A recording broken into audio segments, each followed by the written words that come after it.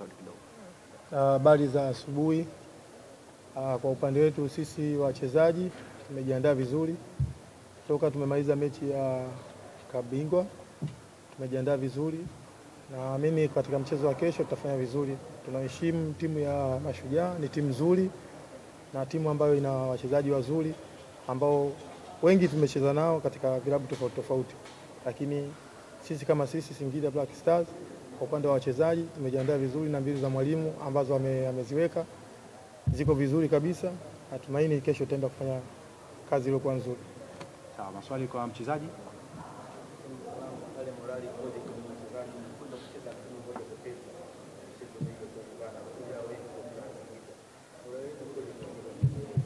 Sisi morali yetu iko juu. Toka hata na sisi wenyewe kuna michezo ambayo imetoka kimataifa, ni michezo ambayo tumefanya vizuri.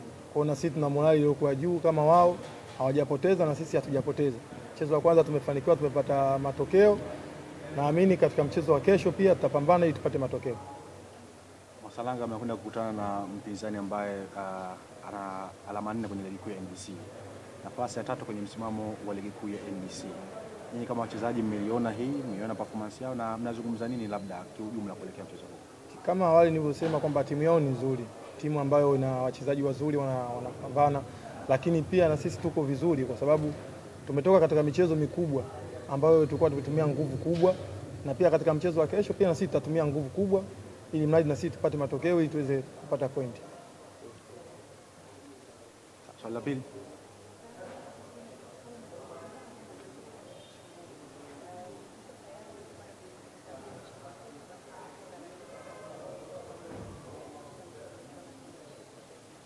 Kwanza kabisa sisi tunatambua nini jukumu ambalo liliokuwepo mbele yetu. Tunajua michezo yote itakuwa migumu. Hakuna mchezo ambao utakuwa mrahisi.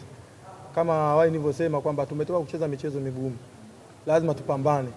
Katika mchezo wote mgumu uwe uko mwepesi. Lakini lazima tupambane ili tupate alama 3 ili tusonge mbele katika malengo yetu tuliyojiwekea. Sawa, swali la 3 kwa mchezaji. Swali la 3. Masalanga mnakwenda kucheza katika uwanja wa KMC Complex. Tunafahamu si uwanja wenu rasmi wa nyumbani, lakini kwa sasa ni uwanja wenu wa nyumbani. Kwenda kucheza mbali na mashabiki wenu wa nyumbani. Natamani kusikia neno lolote kutoka kwako na labda mashabiki wenu pia waliopo hapa Dar es Salaam na waambia nini kuelekea mchezo wa kesho. Kwanza sisi tunamshukuru Mwenyezi Mungu, katika hivi vilabu vyetu vya Tanzania tumekuwa na mashabiki ambao wanaongezeka siku baada ya siku. Kwa sisi kama sisi tumejiandaa vizuri na tunawakaribisha mashabiki wote ambao wanatusapoti na ambao wanaendelea kutusapoti ili kuja katika mchezo wetu wa kesho ili kuja kutusapoti ili tuweze kufanya vizuri. Na imani kubwa kwa mashabiki waliokuwa katika mkoa huu wa Dar es Salaam ni